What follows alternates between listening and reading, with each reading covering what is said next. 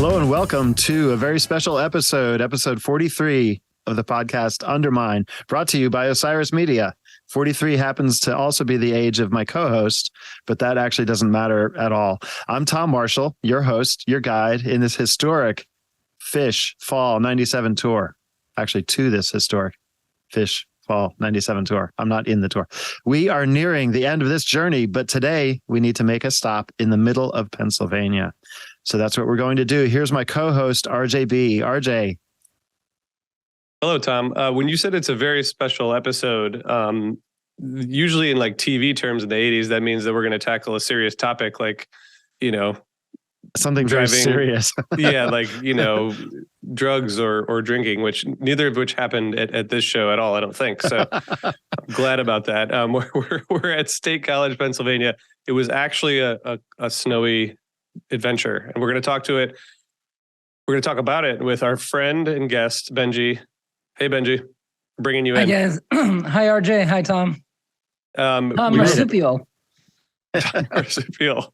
Tom gets the award this season for the creative screen names. A man of many appellations. I was there. Benjy was there at the show, 12/9/97. We were both there, but we weren't together, and it's sort of complicated. But before we get to it, we're just going to encourage everyone, for one of the last times, because we're almost at the end here, consider subscribing to Osiris Premium. You can get a lot of awesome stuff. And have you submitted your show review yet? I know Tom has. He's been submitting them and tagging Osiris Pod for his memories of Fall 97. But you should do the same, and then you can compete with Tom to win a handwritten copy of the lyrics to Ghost, courtesy of Tom. Okay. Also, in 2 days, we're going to be doing a live show in Ardmore, right outside of Philly. You'll see the three of us on stage and a bunch of special guests. We have it all planned out already. And we're going to be talking Phish 97. We're going to do Q&A. And then we're going to have an amazing set of music as a tribute to Fall 97 with musicians, including Cal Kehoe from Pink Talking Phish, Jeremy Kaplan from Dogs in a Pile, Adrian Tramontano from Twiddle, Chris DeAngelis, a bunch of others. You can get your tickets at osirispod.com/Philly. And if you can't make it, we will be streaming it at volume.com/Osiris. Thanks to Volume for doing that. Okay, Tom, Benjy, how do we dive into this night in December? I will say, and this does not answer that question at all, that Adrian Tramontano is an amazing, amazing drummer. Like, I didn't know how amazing he was. Maybe he's like the best drummer I know, apart from like John Fishman. Many people say that he's amazing. I think he's great. I also love the drummer from Goose, but everyone knows that too. So there's three amazing drummers. Ben is incredible. All right. Well, enough about drummers. Come see one of the three amazing drummers that were just mentioned on December 11th. But they won't all be there. Nope, just one. All right. So, back to RJ's question. How are we gonna tackle this? Why don't we just start by asking Benjy, because I know you guys both were there. I was not there. This was one of the shows in this tour that I was not at, because I would only go to the ones kind of near me, like, clustered near New Jersey. This was a little too far. Plus, it was snowing, I understand. Benjy, how did you arrive at State College for this concert in December of 1997? Well, Tom, in order to answer your question, I am going to, I might get ahead of myself or behind myself, and I might not even fully answer your question at all, but I think I learned that from Trey. So, I think I arrived in State College before the show, by a full day. Because the night before the show happened, there was another show that happened at State College, and that was the Disco Biscuits. And now we know from when we talked to Mark Brownie from the Biscuits just a week ago on the show for 12-2 Philadelphia, the Biscuits were kind of following Phish around, playing a bunch of after shows. And occasionally the band members themselves would make it to shows. Now, 2 days before the show in State College, Phish played the Nutter Center. And if you look at the week that they had leading up to this night in State College, it's pretty substantial. I mean, to the point where if I say the Nutter Center and you're a Phish fan, you're already thinking about AC/DC Bag and a Psycho Killer, or actually, you know what? There's my favorite Phish lot shirt of all time says, and it's not really G-rated, but it says, "I fucked your wife to the 12/7/97 tube." That's a real T-shirt, right? Which I've been meaning to get for a long time. So, in any case, Phish played that legendary show, that we still talk about today and have shirts like that, with people running around wearing them. So, in the Palace. And of course, with the Palace, everyone's thinking of the Tweezer. So this Penn State show that they play on that Tuesday, this is where I'm about to get ahead of myself. It's not necessarily in the same category as that or in the same breath, but, that's if in a playoff, it's unfair competition because they also had Hampton and Worcester. Nonetheless, I think the reason I brought up the Nutter Center is by that night before Phish played the Bryce Jordan Center, the night after they played the Nutter Center, everyone already knew the set list from the Nutter Center. This was before pocket downloads or desktop streaming. If there's no way to hear a show within a few days of it happening, unless you were a taper or sleeping with one or, whatever. But even tapes needed to go through the mail, right? So we just saw the set list from the Nutter Center and we read the reviews online and we knew that it was a crazy show and we knew that it was a crazy week. And a lot of people were coming into State College from Ohio at that point. When a band finishes playing in a town, they get on their tour bus right after and they wake up in the next town or they fall asleep in the next town, depending on the variables. So on this particular night, Phish themselves rolled into Penn State a day early. And this is where I will answer your question, Tom. So do I. So I'm there. I remember there was already snow on the ground, and I think it was still snowing, but I was living in Harrisburg, PA, an hour and a half away. I had a lot of friends at State College, including Carla No, who we've had on this podcast, and a lot of, my Phish tour friends, and of course the Disco Biscuits, who are friends of mine at this point, and they were burgeoning as a band. They were really just getting their feet off the ground. There was a buzz about them at this time, the buzz that you only hear about a band when they're past the if stage and they entered the when stage. Like we can make a living at this. We have something here. There was an undeniable magnetism to their shows. The term Bisco hadn't even been coined yet, and the reason I'm bringing this up here is that at that point, the Disco Biscuits audience was predominantly Phish fans, on Phish tour, seeing the band, and the Biscuits were part of that jam band era where Phish was incredibly, Humphreys McGee also, and those members of that band will talk about this, how, Phish was really, it set their career paths and it really truly influenced them, as we've heard from testimony. So that's what the Disco Biscuits were at in their career. They're playing 100, 200 people a night. And on this particular night, they're playing at a place called Cafe 210 West. I know you're still thinking that we're supposed to be talking about Phish on 12/9, but we're talking about the Disco Biscuits on 12/8. I showed up around sound check and load in, basically to smoke pot with Brownie and hang out and feel cool for a few minutes. And lo and behold, Trey shows up. Now, remember just a week earlier, Phish played in Philadelphia on 12/2, 12/3, and Worcester before that, the Biscuits played after shows there. Mike Gordon showed up in Philadelphia. Tom, I'm pretty sure that you showed up for that one as well. But this is a week later. The Disco Biscuits are playing the small cafe. Everyone on tour is trying to get into it. Trey swings by. Mike and Fishman made it to the Biscuit show that night as well. But I have this vivid memory of sitting at this very big table. This was before doors opened, I think. So it was basically the Disco Biscuits friends and hangers-on, and Trey and Brad Sands. And there's this big table there. And remember, this was a different era for everybody. So Trey is buying everybody shots of tequila. So that's the setting for Phish at State College. That's an incredible way. So Benjy demonstrated one way of answering that question, RJ. I'm sorry, was there a question? I'm almost afraid to ask it again, but I'm going to ask RJ this time, and you can decide how you choose to answer it, and then we can compare the two answers.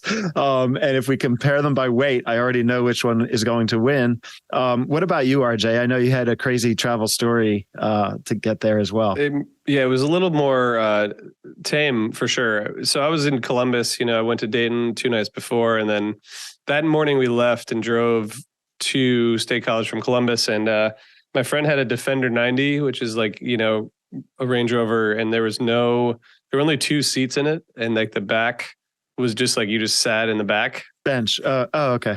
There was no bench. It was just like, and we took my friend I took turns sitting in the back, and there's a most of it's highway, but then you get to a point near like near Pittsburgh where you get off the highway and you take sort of side roads up for a while, and it was snowing, and it was like 4:00, and then it was 5:00, and then it was 6:00, and we were bouncing all over the inside of this Defender 90, going around these curves in like the driving snow, and somehow we made it alive and into the show, but not in time for the beginning of the show.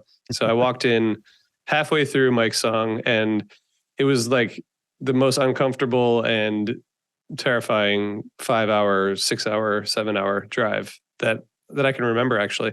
So that's Benji and I arrived there very differently. Definitely differently. And I should just note that Defender 90s are made for that like terrible weather or terrible conditions. So even though you were uncomfortable, you were probably safe. Well, actually, probably that depends on the driver too, of course. Yeah, exactly. I think I was supposed to, when we were supposed to be one person fewer. Nice. So Benji, this music, I feel like this is like a little bit of a transition to a different phase of funk. Like it almost sounds like it's a little heavier, it's a little darker, it's more integrated. It feels like it's like more a part of the sound than what we heard earlier in the tour. And I really noticed it in the listening back and going straight to the mics. I don't know. Does that sit? How does that sit with you? Do you think about that at all when you're thinking about this show in comparison to others earlier in the tour? It does sit with me. I do think that there's another difference this night, but we'll get to that in a second. I feel like at this point in the tour, with any tour with Phish, especially a 1.0 era Phish, every tour they were a different band in that there was a different emphasis that they had, and almost like a lot of it was in addition. It wasn't in exchange. They were adding to their repertoire. They were adding to. I don't like using the term bag of tricks because that trivializes it, but they were adding to all of the tools that they had with them. And so this tour, obviously, as the popular narrative is, it's the California tour, and but that's just one thing that's one thing in their bag that they can do. And I feel like by this point in Salt Lake City and in Denver, and the shows immediately after, none of them sound tentative, but they're like exploring this and they're seeing where it can go. And by this point, they're just so confident in it that they know what they can do, and there's room for it. They know where to put it. Do you feel like this first set is a little disjointed? Because I feel like when I was there, it felt very cohesive, but then listening back, it's a little bit all over the place. But this like big Mike's groove, it's a big Mike's groove because there's a lot of songs in between. But I think that makes it worth revisiting. But what are your overall thoughts on this set? Well, okay. So for context, I was in the front row for this show actually. It was seated. It wasn't general admission. It was seated, and I got the tickets at like a convenience store, Ticketmaster, after camping out, for them. So I was thrilled when they opened up with mics, of course. But you have on paper what appears to be a pretty exciting opening frame, right? Instead, though, it's what I would call a showcase frame, and in doing so, it may have disappointed some of my peers. Some of my crowd, which were kids that had been on tour and had already seen 6-7 shows by that point, including perhaps Hampton, Worcester, Philly, Dayton, these Leviathans, right? So this show, though, it wasn't played for them. It wasn't played for us, I mean.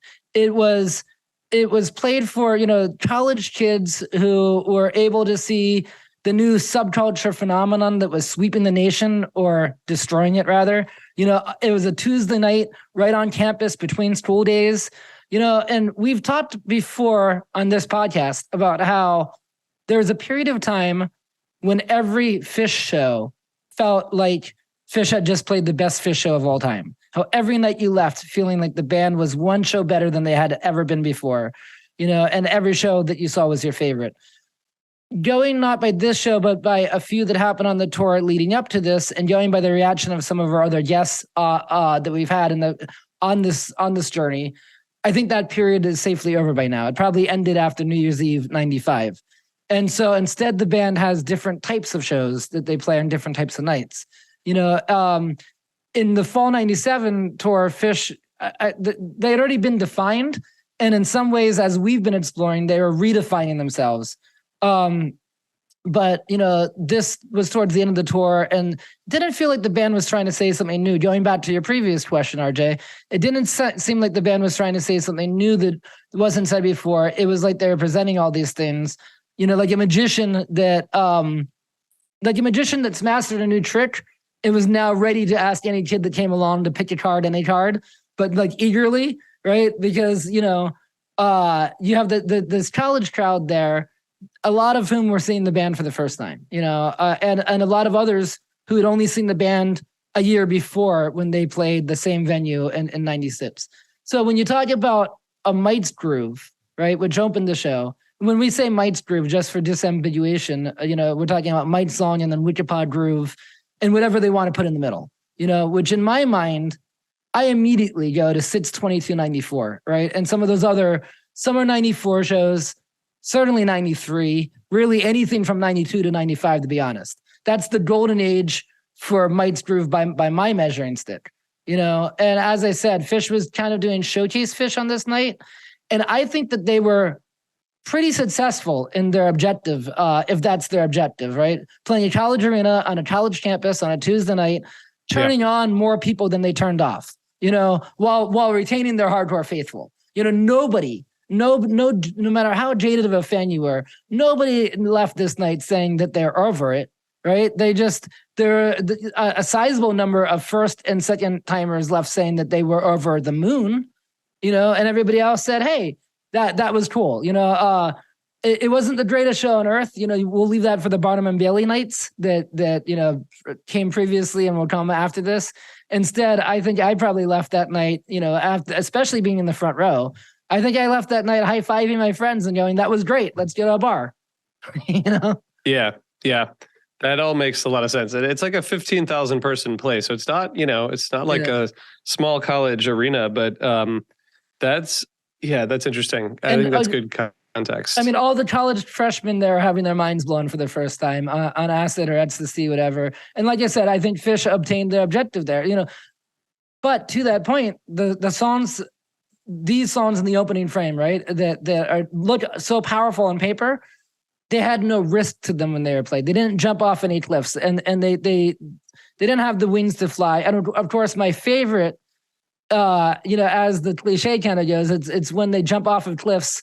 And I don't mean that sadistically, because as the saying goes, they discover their wings on the way down, and then they fly to such great heights, And I feel like they were doing that on this tour throughout the whole tour.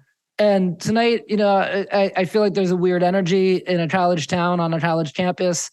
As you might remember, RJ, there was a very tense.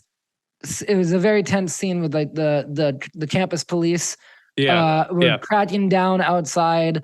The campus police were straight up hawkish. It was almost like trying to go see Rocky Horror Picture Show with their parents, or like in an official like high school assembly or something. Kind of antithetical to the experience, Yeah. This is an old, this is before wingsuits were invented. So when they jumped off the cliff, they didn't have a wingsuit. They had to, that's to right. actually fly. RJ, do you agree with Benjy that, apart from the large Might's Groove, did anything else stand out to you, or was that kind of it for the Not first really. set? I mean, the stash is interesting, but it's very straightforward. There's not a lot of pushing beyond the kind of type 1 structure of the song. And yeah, I mean, it is a fairly it's a lot of songs, and it's really like the first song is the best, and the rest is just sort of like put together. Cool. What does Phish do after they play the first set, guys? They don't take any break. They just play straight through until the second set. We are going to break that tradition and take a break right now for a word from our sponsors. Have you ever wondered what it would feel like if your investments reflected what matters most to you? At Green Future Wealth Management, the advisors specialize in helping clients manifest their values in their financial lives. Green Future Wealth Management was founded by certified financial planner practitioner and longtime fan Nick Cantrell, named by Forbes as one of the top next-gen wealth advisors in the country. Whether you are just getting started or have complex investing and financial planning needs, visit them on the web at greenfuturewealth.com. You can sign up for the email list or take the Investing Values quiz. When you feel ready, schedule a free virtual consultation. In appreciation for the amazing Phish community and the incredible work being done by fans across the country, Green Future Wealth Management will be donating 10% of asset management proceeds from new Osiris listener clients to Fans for Racial Equity. Just be sure to mention Osiris when booking your appointment. Create your green future. Securities offered through Cambridge Investment Research, Inc., member FINRA/SIPC. Advisory services offered through Cambridge Investment Research Advisors, Inc. Cambridge and Green Future Wealth are not affiliated. We are back from break. Thank you, sponsors. It was great to hear from you, sponsors. RJ, take over. We're with our one of our favorite guests, Benjy. So they opened the second set with Julius, and I just don't know why Julius was such a kind of focus of this tour. Do you guys have any theories about that? Not like overly focused, but I feel like a lot of the shows that I saw, and a lot of these shows had like an interesting Julius placement. At least 5 of the fall tour shows. Benjy, do you have any theories about that? No, in fact, RJ, that's interesting because it's immediately evident to be true, but at the same time, I never looked at it like that before. Julius was in the repertoire, and they were playing. What does get lost to history, I think, is that Julius is one of those songs. I'm trying to think of another example of a song. It's a song that every time they play it's pretty great, right? There's very few Juliuses though that are the highlight of the show. It's a song piece, and often therefore belonging in the first set, under the 10-minute mark. These Juliuses in 97, now that you say it, and this is why I think that you're onto something, they were a few minutes longer. It was type 1 jamming. So it's like, a typical character 0 or a typical, a little bit more than a cavern maybe, but and a little bit less than a stash, Yeah. That's a good way to look at it. It's somewhere right in there. It's a great song. I remember hearing it for the first time on the studio hoist, the day that album came out, and it was kind of a new sound for them in some ways, and I remember thinking that, and yet it was still very fishy, but it had something to it. It's back when every song sounded so different.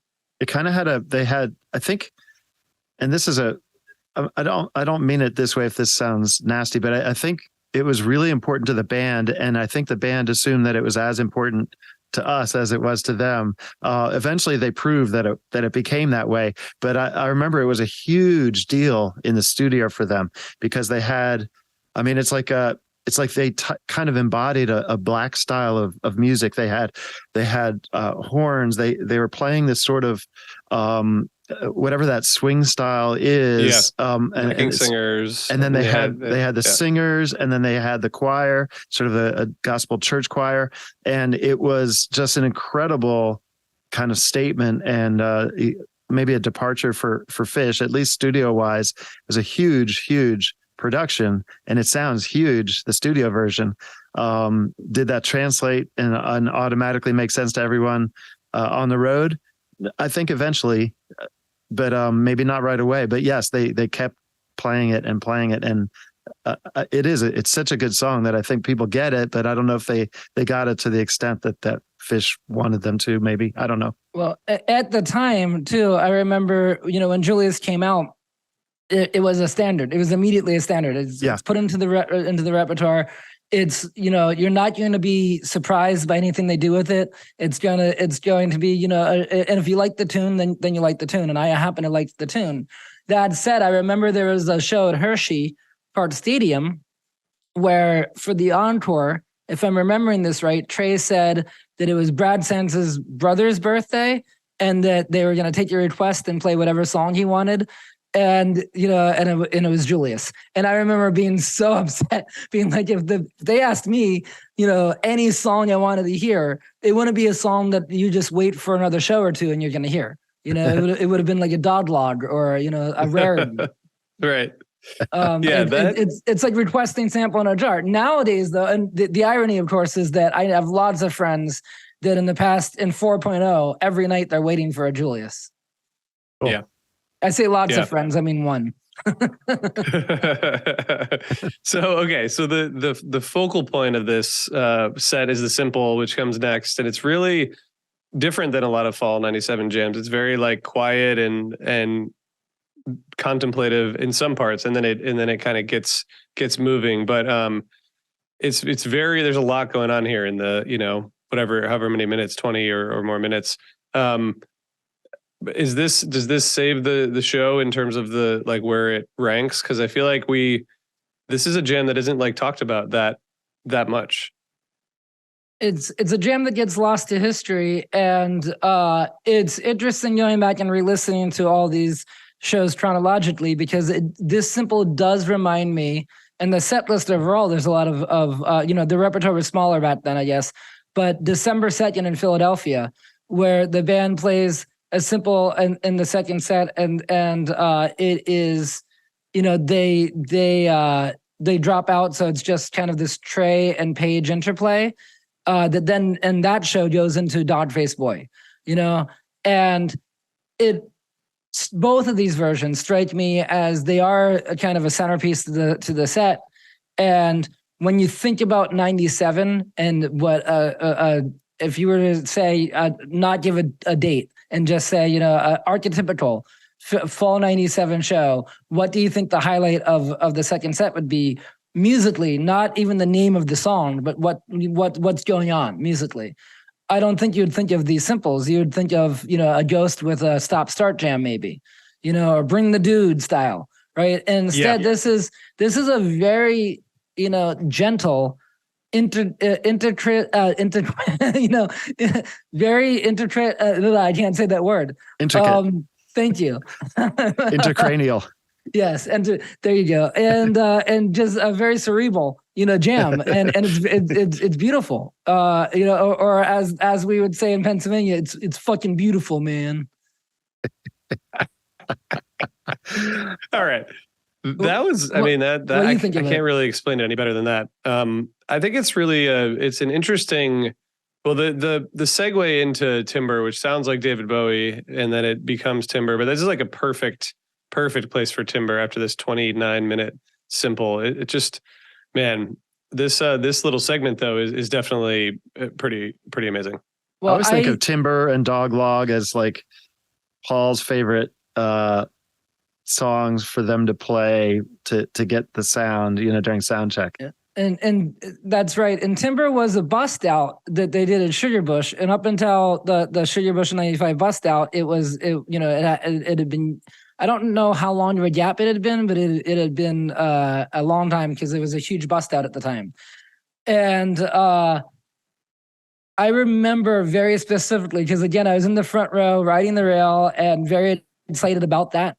And when it sounded like Simple was going into Bowie, and Bowie at the time, I think, was probably my favorite song because of those mid-90s Bowies. And this was kind of on the tail end of it, but Bowie always has that possibility, and you're always rooting for it to be the highlight of the show. And so I was, it was when it veering towards Maze, and I was like, better veer back towards Bowie. And I remember fighting that battle internally, and then it's definitely sounded like Bowie. And I was so stoked and confident about where this was going to go. And then they kind of, they fooled me and, going right into Timber Ho. It was a fake out. It was a classic fake out. I want to hear this from both of you guys. Where would you guys put this show then? In the broad picture of the tour. RJ first. Yep. I don't know. Even though I was there, it isn't that. It's just like not. It doesn't rise to the top, even though it's one of the 5 or 6 shows that I saw. I guess it would have to go in like the lower third, but I don't know more specifically than that. If there even was a lower third. What do you think, Benji? I don't know if there is a lower third to this tour, and that I think every show from this tour matters in terms of painting a bigger picture. But I do think that there's an important thing for us to kind of explore here for a moment, and that's that we kind of covered where it sits in the tour. It's a gentle creature nestled between dragons, right? But I do think that we need to give a little more context to this show by giving it. I think it really reveals something about the tour at large that we don't really talk about a lot, but that is a huge part of the definition of this tour. And it's not Trey getting puked on at the Disco Biscuit show the night before, but that night, the night before, the day off, this does totally play into it. So the night before, it's the day off for the band, for Phish. And Mike Gordon also showed up at the Biscuit show. He was throwing a tour bus party that night. And I believe he was probably throwing these parties the whole tour.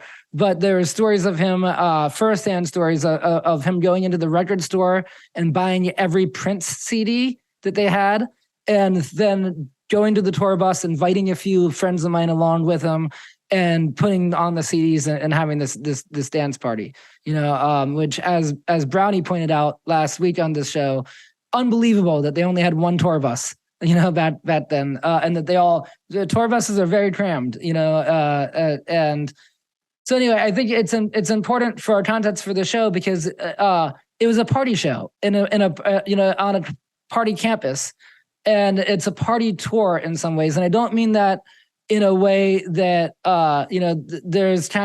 there's a way of saying it's a party tour that's dismissive or condescending, and I don't mean it like that. There's Phish had these legendary moments along the way, but they also were at the same time becoming a party soundtrack band for the season, right? So they played the Palace with that tweezer. They played the Nutter Center with that Crazy Nutty show. They have this night off. The party continues. Trey gets puked on. Mike throws a party, on the tour bus, right? They're seeing another band that formed literally, because of them or at least heavily influenced by them. And it's this nonstop party. Now, take 1 second to look back. 1996, Phish is playing arenas, right? For the first time going on a national arena tour. And they're trying to find that footing in that kind of setting. And they rose from ballrooms and theaters just so incredibly fast. Now, this is something I was thinking about last night. In other parallel universes, right? I'm curious to see if you agree with me. In other parallel universes, they could have gone the way of a pure King Crimson or a Frank Zappa route, veered more towards the art rock. And they would have been a cult sensation. I mean, 92, 93, 94, 95, they already were a cult phenomenon. They already were playing arenas, but they were playing small, hot, old, smelly hockey arenas. And if they continued to be an art rock band, which I love, that's, it was like that audience was the dorky college audience and computer lab nerds like myself, right? I don't know if that gets you to Madison Square Garden for 13 nights. Are you saying that in 97 Phish discovered that they went from nerdiness to discovering that girls are fun and that dancing is fun and girls want to dance at shows?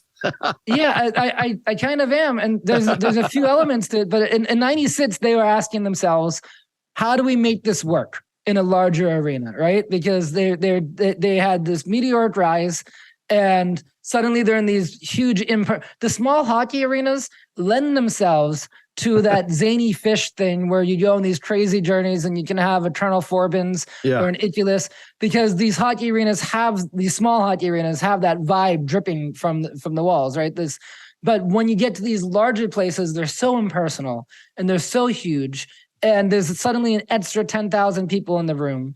And a lot of those people are first timers, curiosity seekers, people that heard that it's a fun time.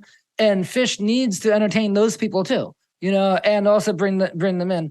So in 97, they found the answer that they're looking for by saying, let's take everything that we've done before and add a dance party to it, Exactly. And I would argue that they were a dance band before in their own right. I used to, in Except 94, there wasn't a party every night. This tour, there was a party every single night. There was a bus party every single night. That's right. And on top of that, you had scores of new people, just a tsunami of new people that were discovering Phish. They had been this word of mouth sensation. And in 97, you have a new, maybe the second or third growth spurt for the band, but it's new and it was different. It had a different nature to it than the first few ones. Initially you had this music that was intensely psychedelic, that was heady, that had this intellectual quality to it. It was nerdy. It had an abundance of humor, which kind of made it nerdy, maybe, and these antics and zaniness, and also very Grateful Dead, adjacent. It was anything but the mainstream. Especially considering what was going on and dominating college radio at that point. I mean, let's think about it. Early 90s, you'd have Pearl Jam, Nirvana, grunge, alternative, collective soul, right? But this was kind of like the counterculture alternative to the alternative to that, and a new demographic was coming into the fold. And this was, I want to be careful here how I say this, but it was a lot of college kids that were also discovering ecstasy at the same time, right? And I think that can be like documented. Like, beforehand you had acid and you had psychedelics and you had weed. And I know it's kind of taboo to talk about this in terms of history. It doesn't mean that's what the scene is today by any means. This was a time and place in history. In 1997, not just at Phish, ecstasy had flooded America, right? In terms of college campuses, right? 97 and 98. And before that, you didn't see it anywhere here. You saw it maybe in Manchester, England, warehouse parties, right? But it was such a powerful drug. And when you take it and you dance, and it was made for a dance party, and something happens and it's different than an acid trip. So I think Phish previously, musically, they were an acid trip. And then suddenly in 97 and 98, they were a band that a lot of people saw as a really fun band to get rolled to. And that's, a number of factors that come from way far beyond the band that played into that. And of course, then it evolved and it changed. But, a night like this, when they were in a college town, playing to people that didn't even know the band, I would say that there was probably as much ecstasy in that building that night as there was weed at a Grateful Dead show in 1972. Benji, you're a music historian, you're a music journalist, and you said it.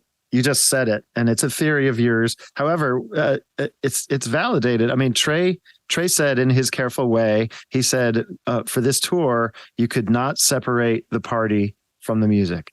The music that happened on that tour would not have happened had they not been, partying all night, checking out James Brown or Prince or whatever, night after night after night during this tour. That's right. And Phish, I think, I mean, I can't speak for them, of course, but it sounds, I would confidently say they were aware of what was happening in the front of house, and ecstasy, it wasn't by design by any means. It was what was happening across the board in youth culture at that point in American history. And it's not a coincidence that in 1997, it was around the same time that you had electronic bands and electronica, as it was called at the time, and EDM start to rise in America. And audiences were responding well to grooves. They were responding well to grooves. That's exactly right. And the musicians on stage for a Phish show they had to, they were crafting the soundtrack to all of this, and they were kind of engineering the party and engineering the experience. And, Trey is such a showman. He knows how to entertain everyone in that building.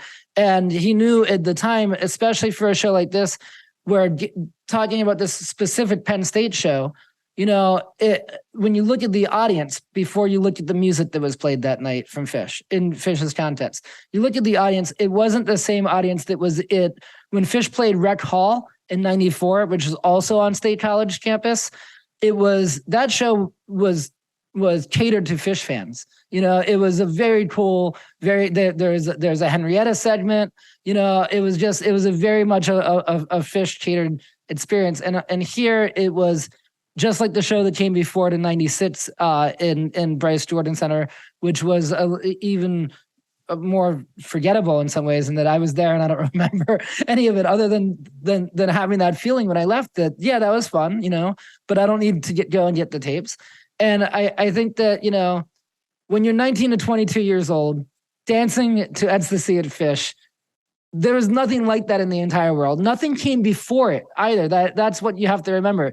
It was a different experience. It wasn't like dancing on acid to the Grateful Dead, which was another time and place that happened. But both of those experiences that I talked about, they both were unprecedented at the time, and they both are now legends of the American night. And have nothing to do with why you can't remember these particular shows. Not at all. And that's right. And I'm not advocating for that experience. We're all in a much different place and time in American history, all of us. But I do think that we need to keep that in mind when we talk about Fall 97 Phish. It's part of the context. Benjy, that's a tremendous summary. I have a feeling we're going to probably revisit that summary on stage when we talk live about this tour. RJ, is there anything else you'd like to ask our guest before we say goodnight? No, you covered it all. We'll continue it on stage at the Ardmore Music Hall in 2 days. It's really eloquent, Benjy, and I think you are exactly correct. I think Trey confirms it. Listen to the Trey interview that RJ and I did again, and it's pretty much possibly a more PC way of saying what you just said. There's no throw up on shoes or anything, but that's going to do it for us today. Thank you to my fellow co-hosts and house guests, RJB and Benjy Eisen. Thanks to the Osiris team that we have behind us. And thank you for listening. By the way, if you need tickets for anything coming up, like say Phish's New Year's Eve run, then I'd encourage you to check out Cash or Trade, the world's only social network where fans buy, sell, and trade tickets at face value. Click on cashortrade.org and may the ticket gods be ever in your favor. We'll see you at Rochester just in a couple days. All right, guys. That's it. Thank you and good night.